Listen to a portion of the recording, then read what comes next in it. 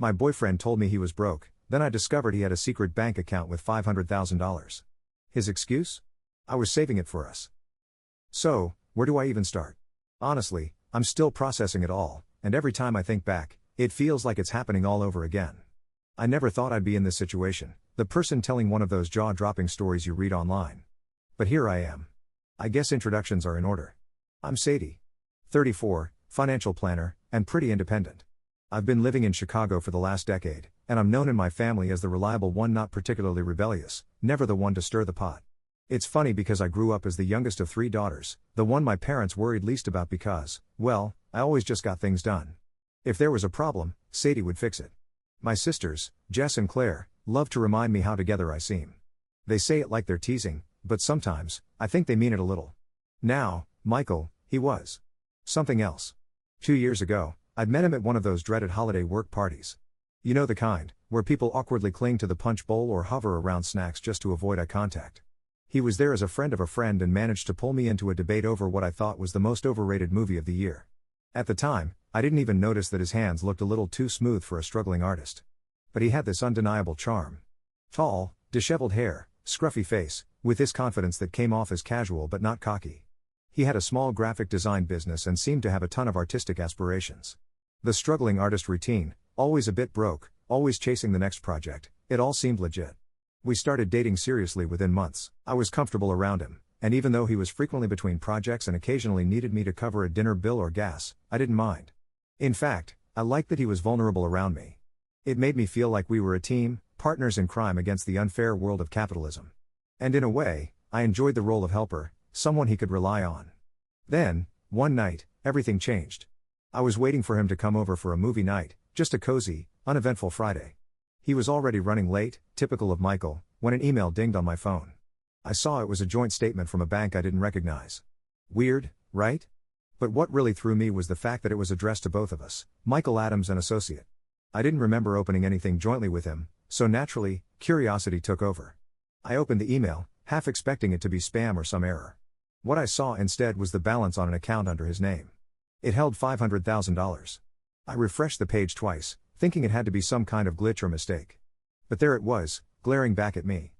$500,000. I sat there, feeling like the wind had been knocked out of me. When he finally showed up, I had no idea how I was going to bring it up. I felt my hands shaking, my heart racing in a way it never had before. I watched him walk in, all casual, smiling like nothing had happened. He kicked off his shoes and headed straight for the fridge.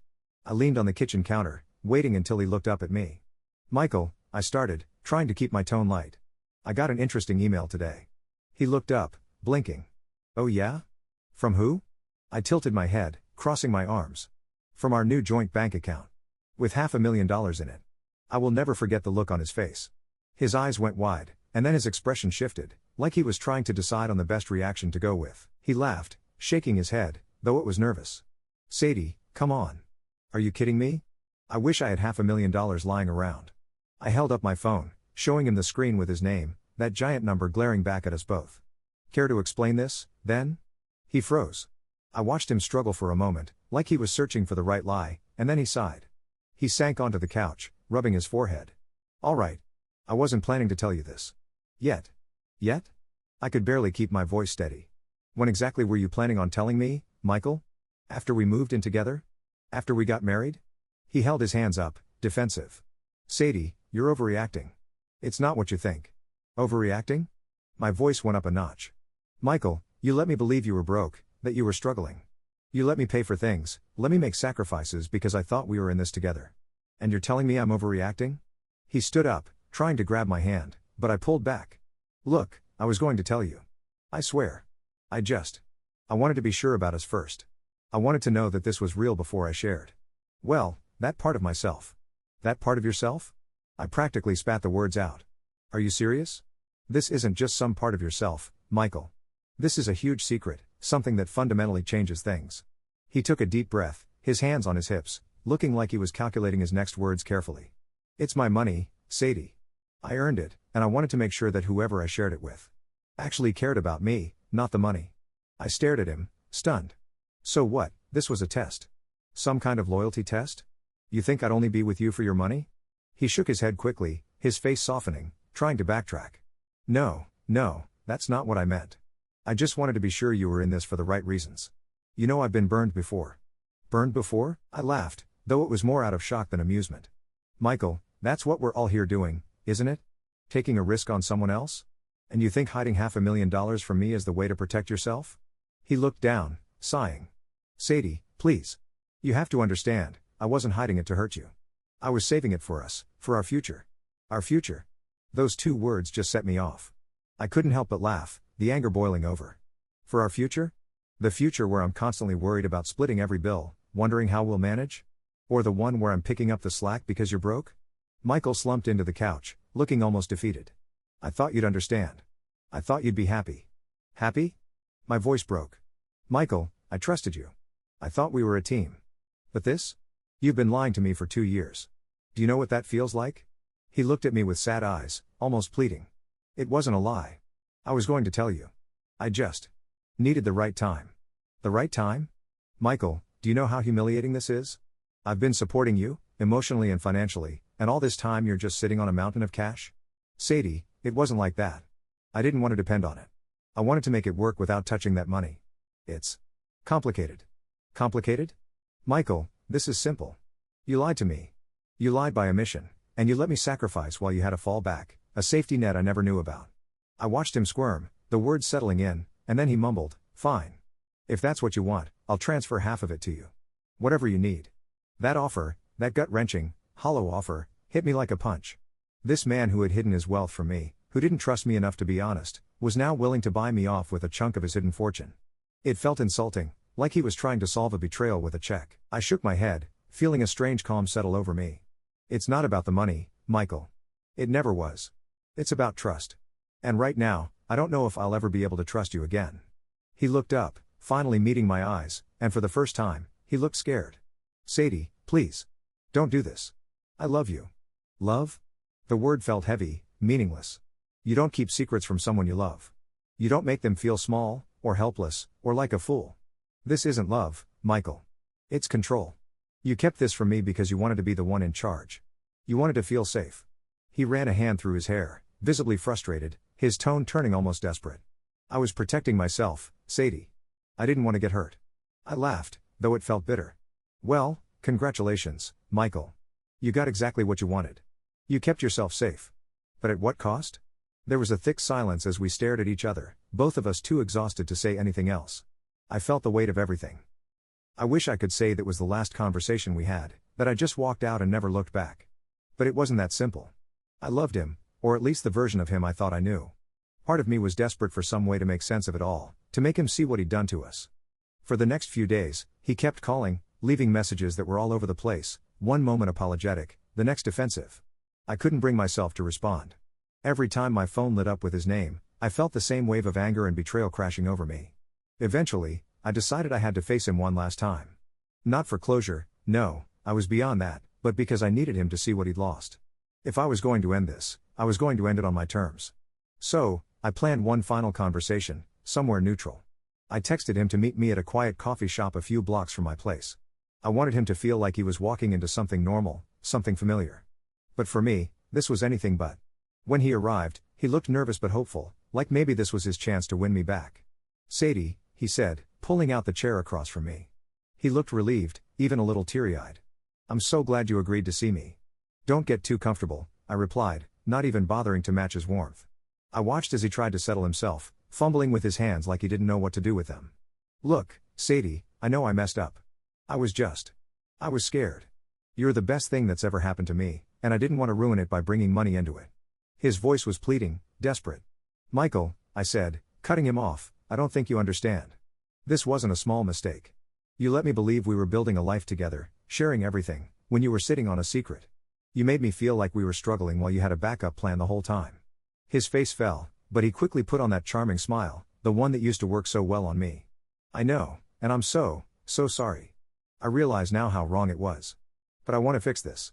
I want to make it right. I'll put you on the account, we can go to the bank right now if you want. Oh, I'm not interested in that, I replied coolly, watching the confusion flicker across his face. I don't want to be on your account. I don't want any part of your money. I just want you to know that you lost me. He leaned forward, his voice almost breaking. Sadie, please. Don't do this. I'm begging you. We can start over. I'll do whatever it takes. I'll give you control of the whole account if that's what you need to trust me again.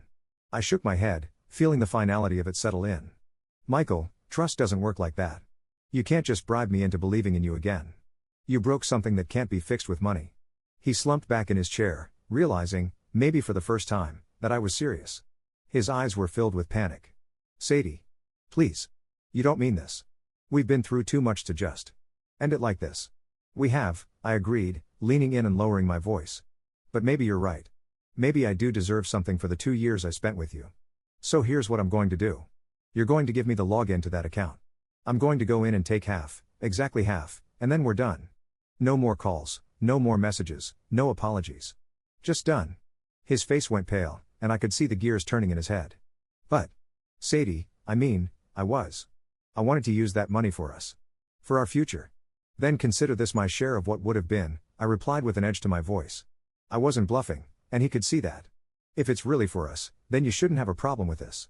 He looked torn, struggling to find a way out of this. Sadie, you know I can't just hand over that money. I was saving it for years. I shrugged, feeling the final bits of anger morph into a cold resolve. Then maybe I was never really part of that plan to begin with, was I? You thought you could keep it as your little safety net, that I'd always be here, picking up the pieces while you stayed comfortable. But it doesn't work that way, Michael. He took a long, shaky breath, his shoulders slumping. Fine, he muttered, defeated. If that's what you need to get closure, take it. He handed me a scrap of paper with the login information, his hands shaking. You know, I really did love you, Sadie. I looked him dead in the eye, my voice calm. Maybe you loved having someone who believed your lies. Goodbye, Michael. With that, I got up and walked out, leaving him sitting there, stunned and alone. The next morning, I logged into the account. The money was there, just as he'd said. I transferred exactly half of it to my own account and made sure the transaction was final. And for good measure, I transferred a bit more, enough to cover every dinner, every tank of gas, every coffee, every small sacrifice I'd made, all under the impression that we were in this together. And then, because I wanted him to feel the same level of betrayal, I sent him one last message. Transfer complete. We're done. Best of luck with the future you were saving for yourself. Then, I blocked him. On my phone, on email, on every social platform. I wasn't about to give him the satisfaction of a response, any chance to wheedle his way back. I was done. And for once, it felt like I had all the control back. I'd taken my share, what was owed to me, and I'd walked away with my head held high. The Sadie who fixed everything, who cleaned up everyone else's mess, she was gone. A week later, I ran into his best friend, Nate, at the grocery store. He looked surprised to see me but couldn't resist asking about the breakup. I heard things went south? He ventured cautiously. I just smiled. You could say that. Just realized I deserved a lot better. Nate nodded, sympathy in his eyes. He was an idiot, Sadie. Honestly, I told him as much. He's been a wreck since you left. I'm sure he has, I replied, feeling a bit of satisfaction. But I think he'll get over it. After all, he's still got $500,000 to console him, right? Nate blinked, caught off guard. $500,000? I thought he'd told you he was broke? I couldn't help but laugh. Oh, Nate. He told me a lot of things. But I learned that sometimes, the best way to help people is to just let them go. I walked away, feeling like a weight had been lifted. Sure, I'd never get those 2 years back, but I'd gotten something better, peace. I'd learned my worth. And as for Michael? Well, he could keep what was left of his fortune. I'd taken my freedom and my dignity, and that was worth far more than his money ever could be.